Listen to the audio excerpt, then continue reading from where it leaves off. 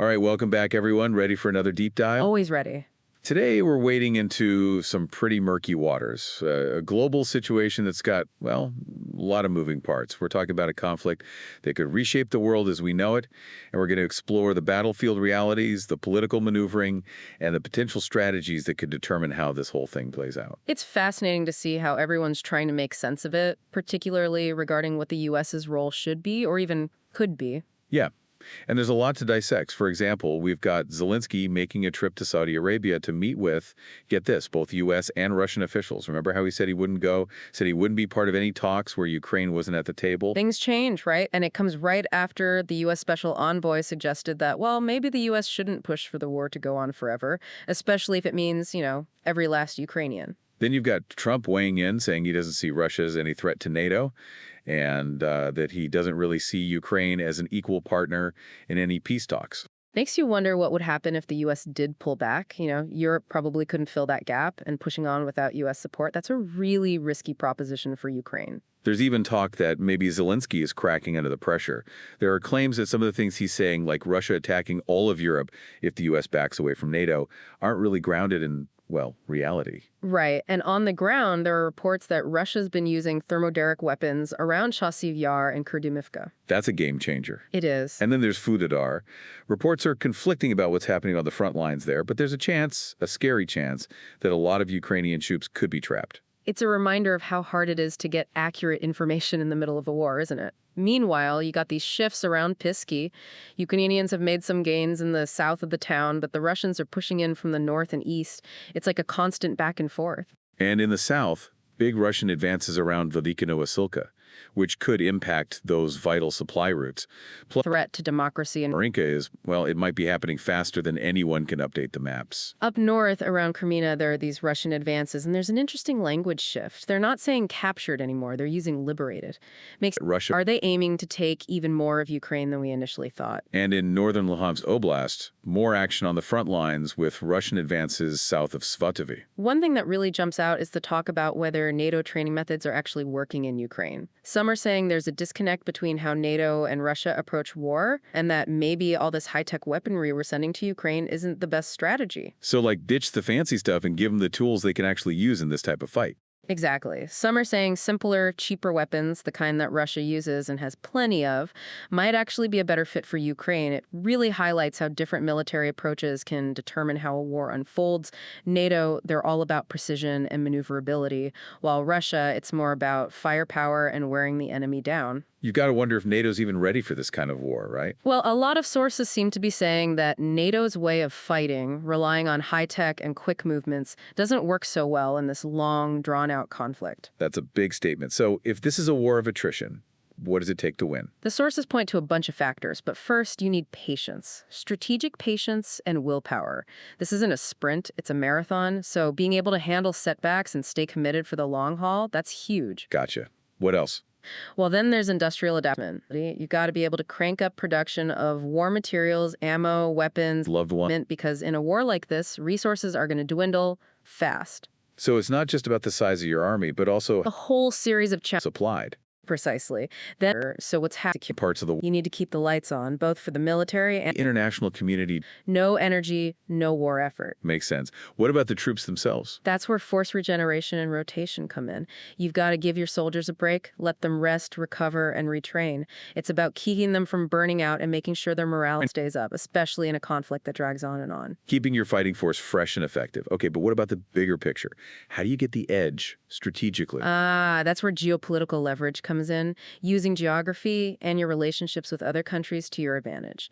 Think disrupting enemy supply lines, making sure you have access to vital resources, and building strong alliances. So playing the long game on a global scale, what about the role of other countries? That's all about allied support and coalition management. You need other countries backing you up, both financially and militarily. It's about building a strong coalition and making sure those alliances hold strong. Strength in numbers. But what about the folks back home?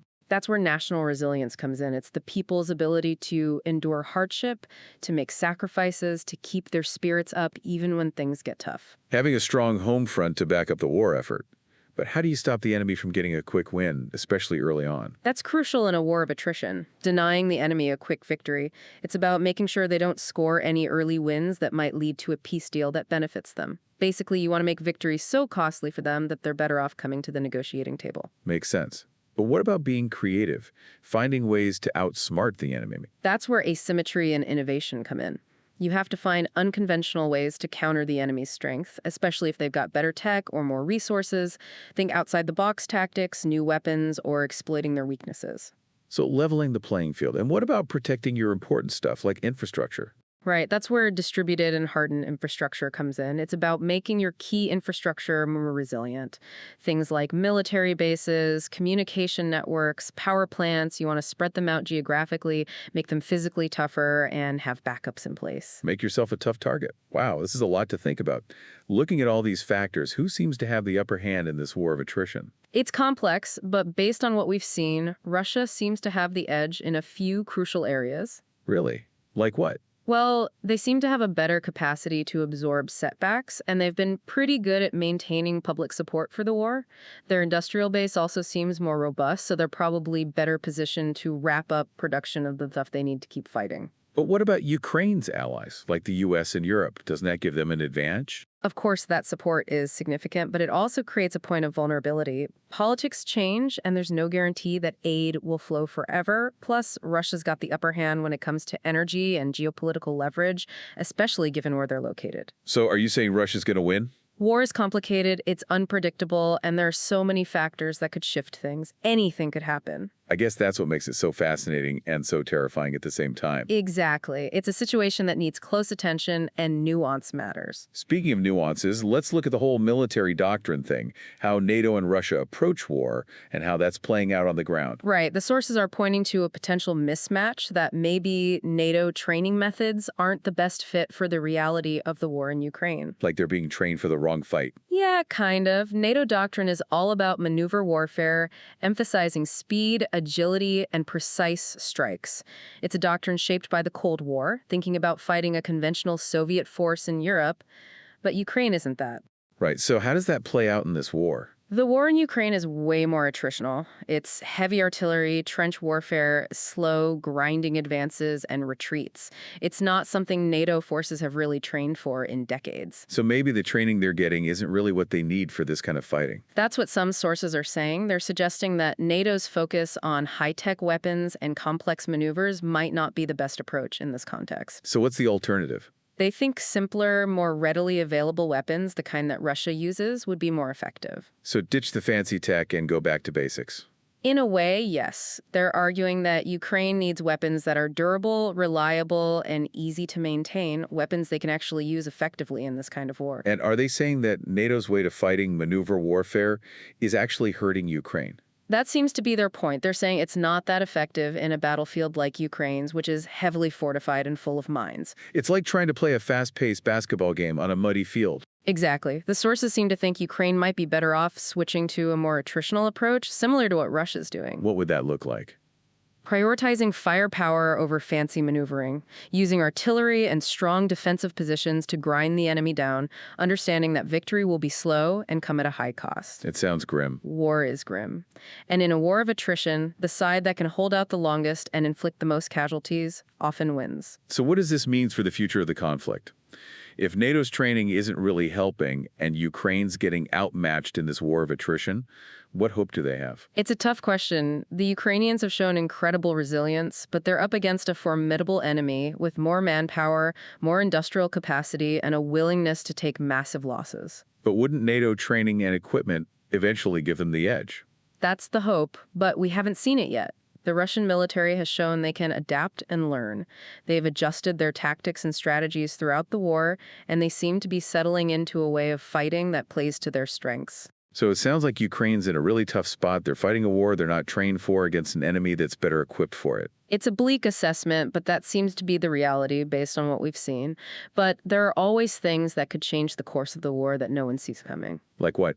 A big political shift, some kind of breakthrough in military technology, or a sudden collapse of morale on either side. But for now, the outlook for Ukraine is uncertain at best. We've talked about the whole NATO training thing and how their doctrine might not be the right fit. But there's another thing the sources bring up that I find really disturbing. What's that? The brutality. This isn't just about strategies and tactics. It's about real people dying in horrible ways. You're right. It's easy to get lost in the analysis and forget about the human cost. The sources describe the use of these thermobaric weapons, the shelling of civilian areas, the widespread use of mines and booby traps. It's a level of savagery that's hard to wrap your head around. It's a reminder that war, no matter how advanced the technology or how sophisticated the strategies, is always brutal, always tragic. It always comes down to inflicting pain and suffering on other human beings. And this war feels especially brutal, even by the standards of modern warfare. It's hard to measure, but the sources definitely paint a bleak picture. They describe a war of attrition where both sides seem willing to accept staggering losses to achieve their objectives. And what about the people who survive this?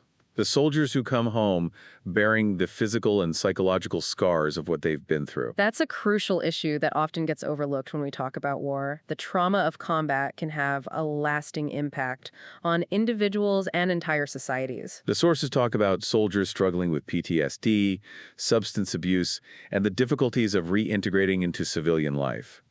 It's a heavy burden they carry long after the fighting is stopped. And it's a burden that we often fail to adequately address. The physical and psychological wounds of war require significant resources and support, both for veterans and their families. It's like we send these young men and women off to fight, but we're not always prepared to deal with the consequences when they come home. It's a tragic reality, and it's something we need to be more aware of, especially as this conflict continues and the potential for long-term trauma grows. We've talked about the grim realities on the ground, the psychological toll of war, the issues with NATO's approach to the conflict.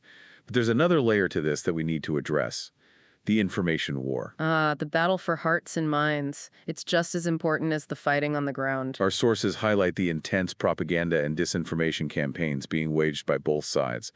It's a constant struggle to separate truth from fiction. Absolutely. In a world of social media and 24-hour news cycles, information spreads like wildfire, and it's harder than ever to verify what's real and what's not. We see claims and counterclaims, doctored images, videos, entire narratives designed to sway public opinion. It's a dizzying, often disorienting environment. And it's not just about shaping perceptions of the conflict itself. It's also about undermining your opponent's credibility, sowing discord among their allies, and influencing international support. The sources talk about this sophisticated Russian propaganda machine that's been honing its techniques for years.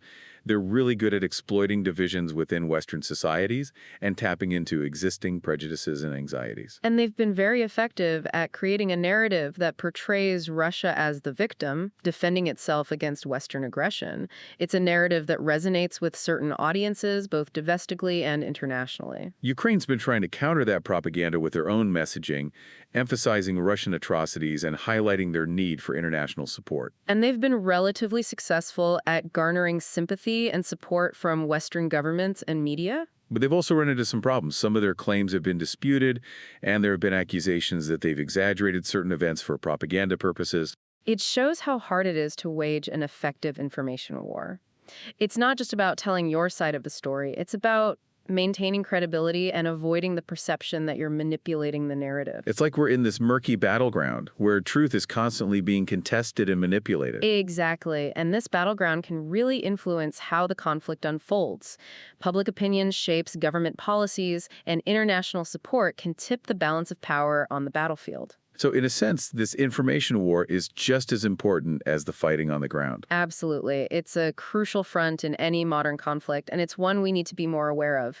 We need to be more critical of the information we consume. Okay, we've covered a lot of ground today, from the brutality of the conflict and the psychological toll of war, to the mismatch in military approaches and the complexities of the information war. We've explored the factors that could determine the outcome of this war of attrition, and we've touched on some of the challenges and uncertainties that lie ahead. It's been a heavy but important conversation. It really highlights the importance of looking beyond the headlines and understanding just how complex this conflict is. I agree. It's a conflict that deserves our attention, our careful analysis, and our compassion. And it's a conflict that's going to have a ripple effect on the world for years to come. No doubt about it. Now, shifting gears a bit, let's look at the economic fallout from this war because it's already being felt globally. Yeah, the economic consequences are far-reaching. Exactly. We're talking about disruptions in energy markets, supply chains getting messed up, inflation inflation going through the roof, and there's this looming possibility of a global recession. The sources paint a picture of a world on edge, trying to deal with the economic aftershocks of this war. And it's not just about the immediate impact. The longer this conflict goes on, the more profound and far-reaching the consequences will be. Okay, so let's break this down. What are the key economic forces at play here? First, the war has totally upended global energy markets. Russia is a major supplier, especially for natural gas and oil. The sanctions imposed by the West have made it harder for Russia to export these resources, leading to price spikes and shortages. We're all feeling it at the gas pump. And it's not just fuel, right? Energy costs are driving up the price of everything from food to transportation to manufacturing. Exactly. It's this domino effect that's impacting the entire global economy. And then there are supply chains. The war's disrupted the flow of goods and materials all over the world, leading to delays and shortages of everything from computer chips to fertilizer. I've heard stories about factories having to shut down because they can't get the parts they need. Farmers can't get the fertilizer they need for their crops. It's not a good situation. And it's only getting worse as the war drags on. Then there's inflation. The rising costs of energy and goods are pushing prices up across the board, meaning consumers and businesses are losing buying power. It's like our money is worth less every day. It's a big problem for everyone, but especially for people who are already struggling. You're right. Inflation can cripple economies and exacerbate inequality, and it's one of the hardest economic problems to fix. So we've got rising energy prices, disrupted supply chains, and inflation running rampant. What's the overall outlook for the global economy? Not good. A lot of economists are predicting a global recession, maybe even a severe one. A recession. What does that mean exactly? It's essentially a period of economic decline, a shrinking economy, rising unemployment, and a drop in consumer spending. Basically, the entire global economy slows down. And you're saying that's a likely outcome? It's becoming more and more likely. The economic problems caused by the war are just too big to ignore. So we're facing this potential economic perfect storm. What can be done to, soften the blow? It's a complex problem with no easy solutions. Governments and central banks around the world are trying to figure out how to navigate this, but their options are limited. What are they doing? Well, they're raising interest rates to try to control inflation, but that risks slowing down the economy even more, and it might even push us into that recession we're worried about. They're also looking for ways to diversify energy sources and make supply chains more resilient. Those are long-term solutions that take time and a lot of investment. So it's like they're walking a tightrope, trying to deal with the immediate crisis without making the long-term problems worse. Exactly, and it's a balancing act that many countries are struggling with. So bottom line, we're in a really uncertain situation, with the war's impact rippling through the global economy. And those ripples are likely to get bigger and stronger the longer the fighting continues. Okay, I want to shift gears again here. The sources talk about what they call the moral calculus of war. It's a heavy topic, but I think it's important to discuss. I agree. We have to consider the ethical dimensions of this conflict, the questions of right and wrong, the justifications for using violence, and the consequences for everyone involved. The sources wrestle with these very questions, trying to understand the moral complexities inherent in war. It's not a simple equation. There are often conflicting values at play, and the line between good and evil can get very blurry. One issue that keeps coming up is the question of civilian casualties. In any war, there's a risk of innocent people getting caught in the crossfire. And in this conflict, we've seen horrifying examples of civilian suffering. The bombing of hospitals, schools, residential areas, the displacement of millions of people, the trauma inflicted on entire communities. Our sources raise concerns about the amount of force being used, the targeting of civilian infrastructure, and the potential for war crimes. Those are serious allegations that need to be thoroughly investigated. Holding people accountable is crucial. We have to uphold the principles of international law, even in a conflict as brutal as this one. Another ethical dilemma the sources grapple with is the question of military aid. On one hand, there's a sense of obligation to help those who are under attack, to give them the means to defend themselves. But on the other hand, you worry that giving them more weapons will just prolong the fighting, lead to more death and destruction. It's a tough balance to strike. There's no easy answer. It's a decision that requires careful consideration of the potential benefits and risks, both for the people directly involved in the conflict and for the broader international community. The sources also raise questions about the long-term consequences of this war, the potential for lasting resentment and hostility, the erosion of trust between nations, the possibility of a new Cold War. Those are valid concerns. The wounds of war can take a long time to heal. Sometimes they never do. So it's not just about stopping the fighting. It's about building a lasting peace. And that requires addressing the root causes of the conflict, encouraging reconciliation between enemies, and establishing a framework for future cooperation. It's a daunting task, but it's one we can't ignore. Absolutely. The stakes are too high. It's a historical injustice, at least in their view. And they're determined to restore Russia's position as a major global power. Okay, so Russia is the aggressor, driven by this combination of historical grievances and geopolitical ambitions. What about Ukraine? Where do they fit into this whole geopolitical chess game? Ukraine's the victim here, fighting for their very existence as an independent nation. They're caught in the middle between Russia and the West, trying to chart their own course, decide their own fate. It's like they're David facing Goliath, a small nation standing up to this much larger, more powerful adversary. Exactly. And their courage and resilience have really inspired the world. But they're also incredibly vulnerable, relying on outside help to withstand the Russian onslaught. Which brings us to the next major player, the United States. What are their interests in all of this? The U.S. sees this war as a direct challenge to the established rules-based international order. They see it as a threat to democracy and freedom in Europe. And they've put a lot of resources into supporting Ukraine. Military aid, sanctions on Russia, and rallying international support. So they're stepping in as the global policeman, defending the little guy against the bully? There's an element of that, sure. But there are also strategic calculations involved. The U.S. sees Russia as a rival, a threat to its own interests on the global stage. They're determined to contain Russian aggression and prevent them from achieving their goals in Ukraine. So it's a mix of idealism and pragmatism. They want to defend democracy and freedom, but they also want to protect their own interests. Exactly. It's a difficult balance to maintain. We've talked about Russia, Ukraine, and the U.S. What about Europe? What role are they playing in this geopolitical drama? Europe's right on the front lines, both geographically and politically. They're dealing with an energy crisis, a refugee crisis, and the very real fear that the war could spread to their own countries. Their response has been mixed. Some countries, like Germany and France, are pushing for a diplomatic solution, a negotiated settlement. Others, like Poland and the Baltic states, want a much stronger response to Russian aggression. It's like they're caught between a rock and a hard place. They rely on Russian energy, and they don't want to provoke a larger conflict. But they also understand the threat Russia poses to their own security. It's a complicated situation that's putting the unity and resolve of the European Union to the test. So we've got Russia flexing its muscles, Ukraine fighting for its survival, the U.S. stepping in as the global policeman, and Europe trying to navigate this incredibly difficult situation. What about the rest of the world? How are other countries responding to this conflict? It's a mixed bag. Some have condemned Russia and imposed sanctions. Others have stayed neutral or even sided with Russia. It sounds like the world's dividing into camps, choosing sides. There's some of that, but it's not that simple. There's a lot of nuance here, with each country weighing their own interests, historical ties, and how they view the conflict. So it's a complicated geopolitical landscape with all these alliances, rivalries, and shifting power dynamics.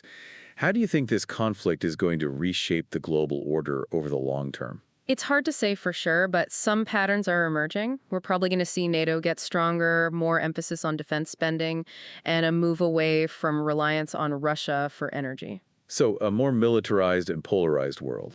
It's possible. The war has definitely increased tensions between Russia and the West, and it seems to be speeding up the trend towards a multipolar world, a world where power isn't concentrated in one superpower, but distributed among several major players. A world where alliances can shift quickly, competition is fierce, and the risk of conflict is higher. Exactly. And navigating this new world is going to require careful diplomacy and a commitment to dialogue. We've traveled from the battlefield to the global stage, from the immediate crisis to the long-term consequences. What does it all mean? Where do we go from here? Those are the big questions, and there are no easy answers.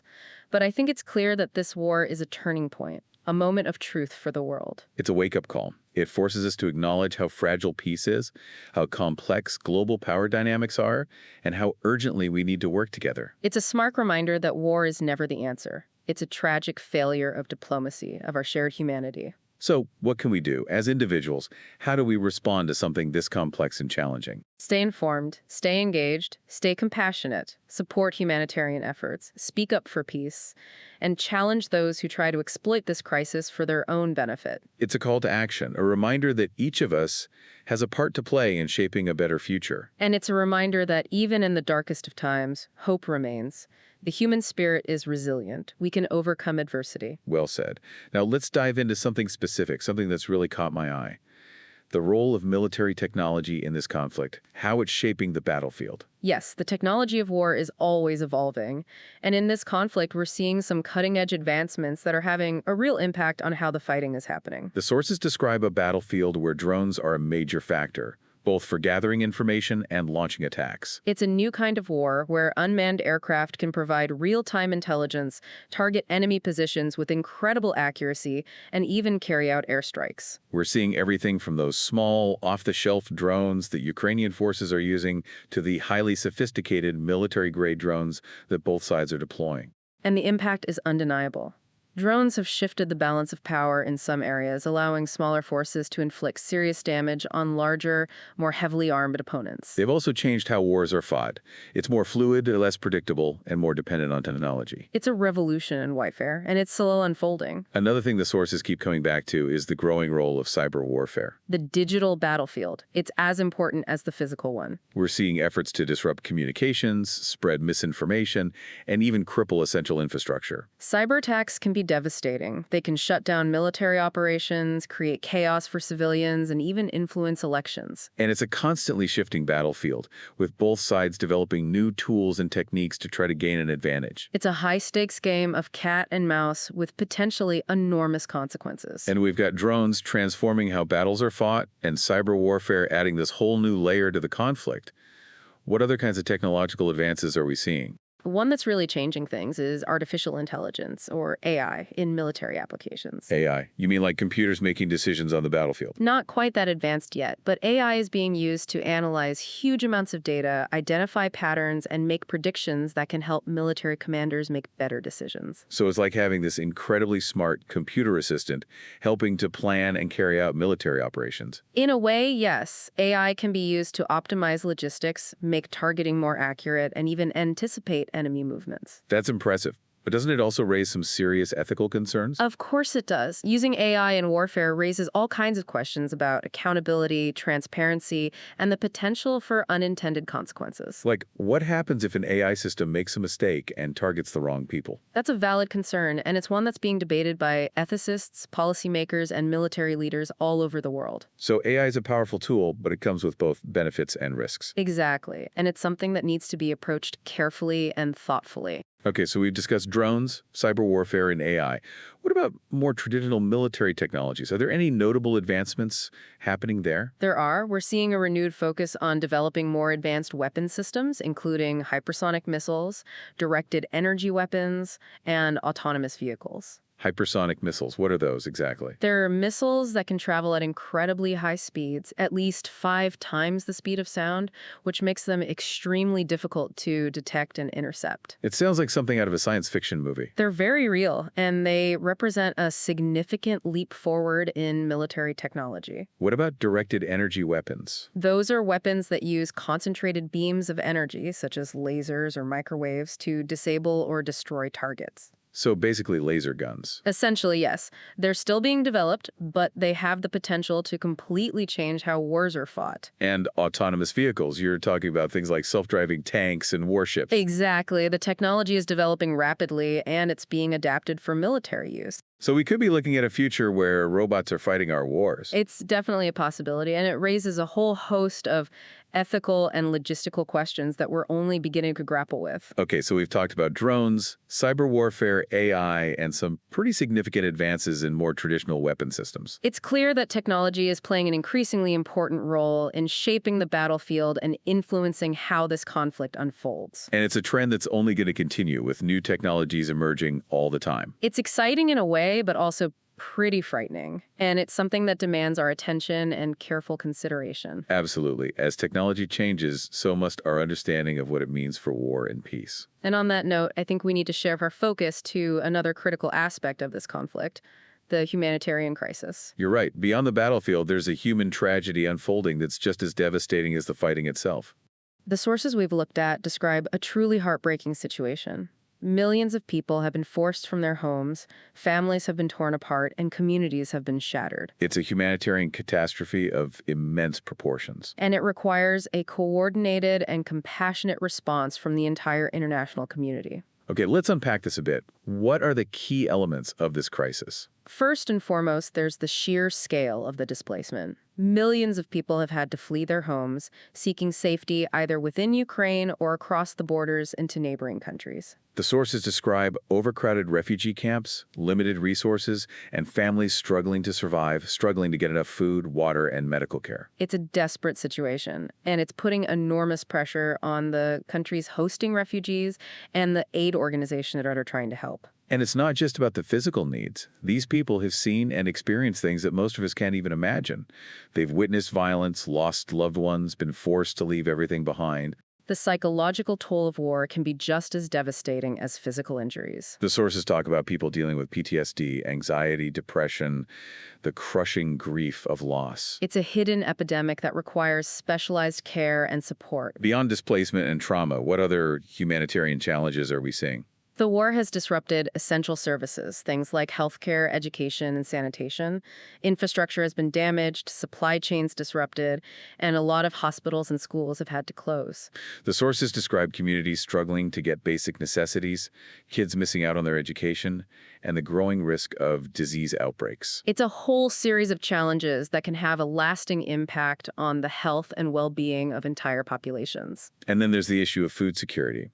The war has disrupted agricultural production and distribution, leading to food shortages and higher prices. Ukraine is a major grain exporter, so what's happening there is having a ripple effect throughout the entire global food system. We're hearing warnings about potential famines in parts of the world that depend on Ukrainian grain. It's a dire situation, and it requires urgent action. So we've got this multifaceted humanitarian crisis.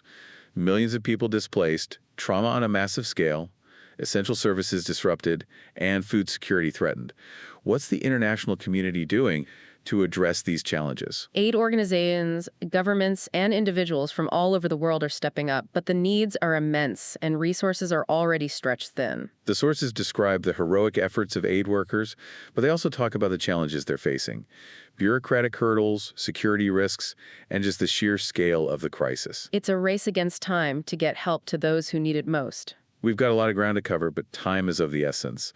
Let's be as concise as possible as we move on to the next major topic: the geopolitical landscape and the global power dynamics at play in this conflict. Right. We're moving beyond the immediate battlefield and into the larger strategic arena where countries are positioning themselves, alliances are being tested, and the global order itself may be shifting. The sources we've been looking at describe a world in flux, a world where old certainties are crumbling and new alliances are forming. The war in Ukraine has acted as a catalyst. It's accelerating trends that were already underway and exposing fault lines that have been simmering for a long time. So let's break it down.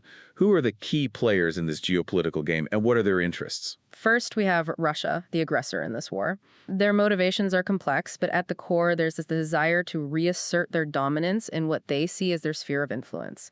They want to stop Ukraine from aligning with the West and restore a sense of national pride and power. It's like they're trying to rewrite history, to rebuild a lost empire. In a way, yes. They see the collapse of the Soviet Union as a historical injustice, at least in their view, and they're determined to restore Russia's position as a major global power.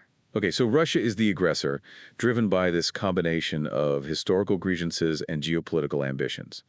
What about Ukraine? Where do they fit into this whole geopolitical chess game? Ukraine's the victim here, fighting for their very existence as an independent nation. They're caught in the middle between Russia and the West, trying to chart their own course, decide their own fate. It's like they're David facing Goliath, a small nation standing up to this much larger, more powerful adversary. Exactly. And their courage and resilience have really inspired the world, but they're also incredibly vulnerable, relying on outside help to withstand the Russian onslaught. Which brings us to the next major player, the United States. What are their interests in all of this? The U.S. sees this war as a direct challenge to the established rules-based international order. They see it as a threat to democracy and freedom in Europe, and they've put a lot of resources into supporting Ukraine.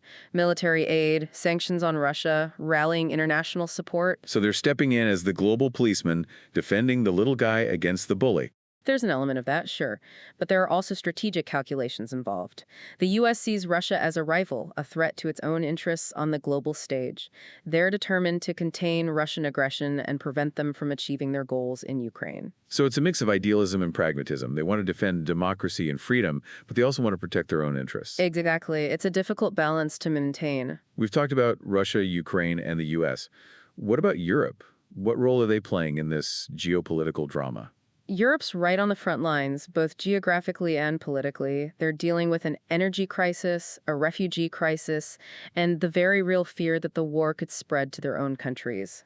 Their response has been mixed. Some countries, like Germany and France, are pushing for a diplomatic solution, a negotiated settlement. Others, like Poland and the Baltic states, want a much stronger response to Russian aggression. It's like they're caught between a rock and a hard place. They rely on Russian energy, and they don't want to provoke a larger conflict. But they also understand the threat Russia poses to their own security. It's a complicated situation that's putting the unity and resolve of the European Union to the test. So we got Russia flexing its muscles, Ukraine fighting for its survival, the U.S. stepping in as the global policeman, and Europe trying to navigate this incredibly difficult situation. What about the rest of the world? How are other countries responding to this conflict? It's a mixed bag. Some have condemned Russia and imposed sanctions. Others have stayed neutral or even sided with Russia. It sounds like the world's dividing into camps, choosing sides. There's some of that, but it's not that simple. There's a lot of nuance here, with each country weighing their own interests, historical ties, and how they view the conflict. So it's a complicated geopolitical landscape with all these alliances, rivalries, and shifting power dynamics. How do you think this conflict is going to reshape the global order over the long term? It's hard to say for sure, but some patterns are emerging. We're probably going to see NATO get stronger, more emphasis on defense spending, and a move away from reliance on Russia for energy. So a more militarized and polarized world. It's possible. The war has definitely increased tensions between Russia and the West, and it seems to be speeding up the trend towards a multipolar world. A world where power isn't concentrated in one superpower, but distributed among several major players. A world where alliances can shift quickly, competition is fierce, and the risk of conflict is higher. Exactly. And navigating this new world is going to require careful diplomacy and a commitment to dialogue. We've traveled from the battlefield to the global stage, from the immediate crisis to the long-term consequences.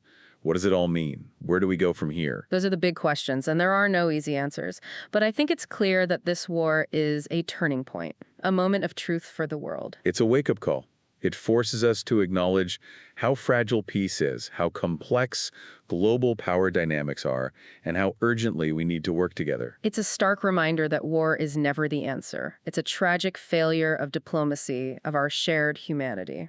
So what can we do as individuals? How do we respond to something this complex and challenging? Stay informed, stay engaged, stay compassionate, support humanitarian efforts, speak up for peace, and challenge those who try to exploit this crisis for their own benefit. It's a call to action, a reminder that each of us has a part to play in shaping a better future. And it's a reminder that even in the darkest of times, hope remains. The human spirit is resilient. We can overcome adversity. Well said.